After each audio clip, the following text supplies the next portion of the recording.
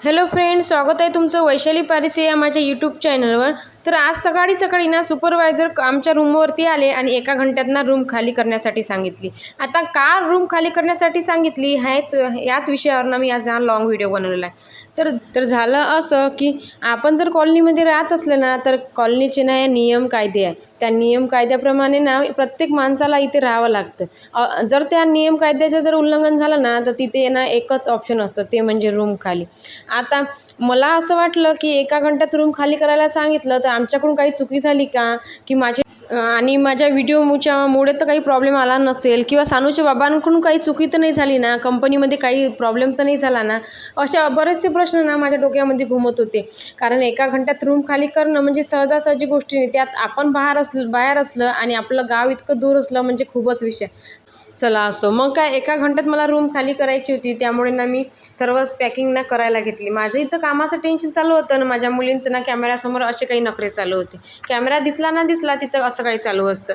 तर मग झालं असं की मला ना 1 घंट्यात रूम यासाठी खाली करायला सांगितली होती, कारण आम्ही ज्या रूममध्ये राहतो ना, त्या रूमच्या फ्लोअरचं काम करण्यासाठी रूम खाली करायची होती. कारण आम्ही जेव्हा इथे राहण्यासाठी आलो ना, तेव्हाच ते फ्लोअरचं काम करण्यासाठी रूम वेटिंगवर होती. पण आम्हाला इमर्जन्सीसाठी रूम नव्हती, त्यामुळे आम्हाला ती रूम देण्यात आली होती. आता त्या रूमचं काम करण्यासाठी ना 2 वेळा आलेले होते. पण एका वेळेस माझे सासरे ऑफ झाले होते, तर आम्ही गावी निघून गेलो होतो. त्यानंतर ते काम आलं होतं, तेव्हा पण ते रिजेक्ट झालं. त्यानंतर जेव्हा काना माझ्या पोटामध्ये होता, 9वा महिना मला चालू होता, त्यानंतर सुद्धा काम आलं होतं की फ्लोअरचं काम करायचं आहे, तुम्ही रूम खाली करा म्हणून.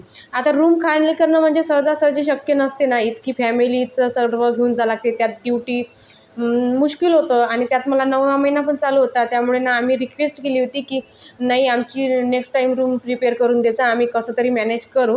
कारण मला 9वा महिना चालू होता. यदाकदाचित जर ते काम चालू झालं असतं की आणि त्याच वेळेस म्हणजे डिलिव्हरीचा टायमिंग वगैरे आला असता, तर सांगता येत नाही. म्हणून ना आम्ही ते रिस्क घेतली नव्हती. आम्ही रिक्वेस्ट करून सरांना ना ते काम मागे सारलं होतं. आता 2 वेळा रिजेक्ट केल्याच्या नंतर आता तिसऱ्यांदा आलं होतं. आता ते करायचंच होतं. आता त्यांनी मला 1 घंट्यातच रूम खाली करण्यासाठी सांगितली.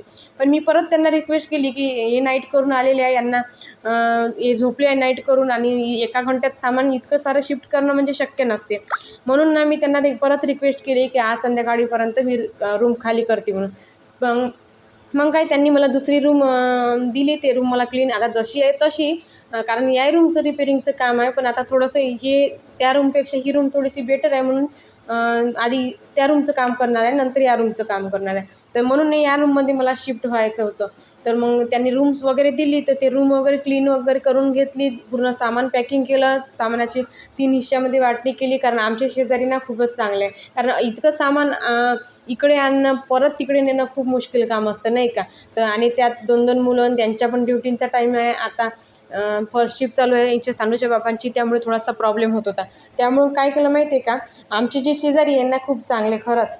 कधी ना शेजारी पण ना खरंच कामी पडते. जे आपले रक्ताचे नातेवाईक नाही कामी पडत ना, त्यापेक्षा जास्त ना आपले शेजारी कामी पडते. आता त्यांनी असं सांगितलं की ठीक आहे, तुम्हाला लवकर परत याच रूममध्ये यायचं आहे, तर ठीक आहे, आमच्या रूममध्ये तुम्ही थोडंसं ॲडजस्ट करा म्हणून.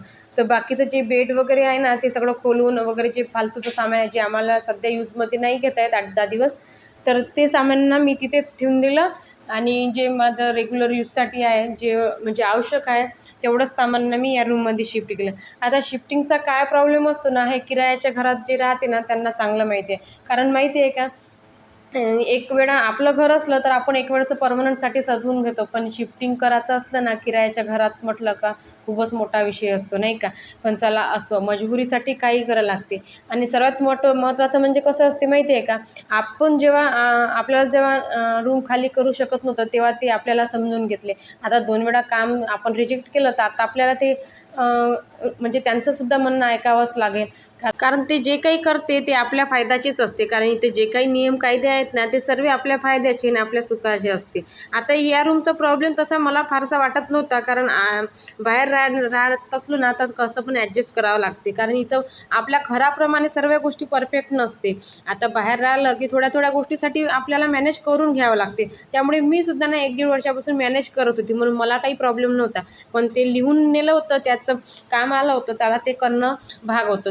तर अशा प्रकारे ना आमची इथं कॉलनीची जेव्हा रूम देते ना, तर छोट्या मोठ्या गोष्टीची सुद्धा ना जाणीवपूर्वक काळजी घेतली जाते. म्हणजे आपल्याला रूममध्ये कोणत्याही प्रकारचा प्रॉब्लेम जरी असला ना, तर आपल्याला त्याची काळजी घ्यायची काहीच गरज नसते, माहिती आहे का.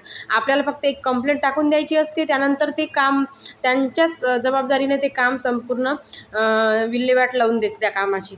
म्हणजे आपल्याला काहीच करायची गरज नाही. मग आपलं ते इलेक्ट्रिशियनचं काम असेल किंवा खाली फ्लोरिंगचं काम असेल, काही जरी काम असलं ना तरी काहीच नाही. म्हणजे असं नाही की तुमच्या हवाले रूम करून दिली तर तुम्ही पहा तुम्हाला काय करायचं, नाही. त्या रूमविषयी काही जरी दिक्कत असली ना तरी आपल्याला ना तुरंत त्या प्रॉब्लेमचं सॉल्युशन करून भेटते. म्हणजे रूम त्यामुळे ना याच उद्देशाने मी ना चॅनलवरती हा मोठा व्हिडिओ टाकलेला आहे. कारण या व्हिडिओच्या माध्यमातून मी तुम्हाला सांगू शकत आहे की आमच्या इथे ना किती छोट्या छोट्या गोष्टीची ना काळजीपूर्वक ना कामं केली जाते आणि किती चांगल्या प्रकारे ना मेंटेनन्स आहे आमच्या इथे. मग ते रूमविषयी असो की बाकी कोणत्याही विषयी. आणि एवढ्या कमी बजेटमध्ये एवढ्या साऱ्या फॅसिलिटी भेटते ना, याचीच खरंच ना खूप मला नवल वाटते. कारण आपल्या इकडे जर असलं ना तर रूमसुद्धा अवेलेबल होणं मुश्किल असते. पण आमची कंपनी आम्हाला रूम तर प्रोव्हाइड करते, पण किती चांगल्या चांगल्या फॅसिलिटीसुद्धा ना आमच्यासाठी प्रोव्हाइड करते. आता ते आपल्यासाठी इतकं सारं करत असते, त्यामुळे आपल्यालासुद्धा त्यांच्या कामांसाठी ना सहमती आणि थोडंसं सहभाग द्यावा लागते, नाही का. कारण जे काही काम चालू आहे ते आपल्या हितासाठीच चालू आहे. त्यामुळे ना आपल्यालासुद्धा ना त्यांना थोडासा हातभार लावावा लागतं, नाही का. मग काय शिफ्टिंग चालली तर मग ते दिवसभरच चालली आणि आमच्या सामानाची तर आम्हालाच गिनती नाही की अर्धं सामान कुठे आहे काय नाही. तर चला असो, शिफ्टिंग करायची असली तर अशी गडबड होते, नाही का. आता माझ्यासाठी हे पहिल्यांदा नाही, तर मला तर आता सवयच पडली. कारण आम्ही इथून गुजरातवरून राजस्थानला सुद्धा गेलो होतो ना, तर आमच्यासोबत असंच काही झालं होतं. तर तुम्हीसुद्धा किरायाच्या घरामध्ये किंवा बाहेर कुठे घराच्या दूर वगैरे राहता का, आणि तुम्हालासुद्धा या शिफ्टिंगचा किंवा रूम चेंजचा वगैरे काही कधी प्रॉब्लेम आला का, आणि तुम्हालासुद्धा असा प्रॉब्लेम कधी फेस करावा लागला का, नक्कीच कमेंटमध्ये सांगा. आणि माझ्या रूमची हालत ना अशा प्रकारे झालेली होती आणि ते सुधारण्यासाठी ना माझी रूम ही खाली करण्यात आली होती. आता ती रूम खाली झालेली आहे आणि ती पूर्ण रिपेअर वगैरे झाली ना, तर 8 दिवसात परत आम्हाला ती रूम परत भेटणार आहे. तर आजच्यासाठी एवढं. चला भेटूया नेक्स्ट व्हिडिओमध्ये. व्हिडिओ आवडला असेल तर चॅनलला सबस्क्राईब करा. बाय.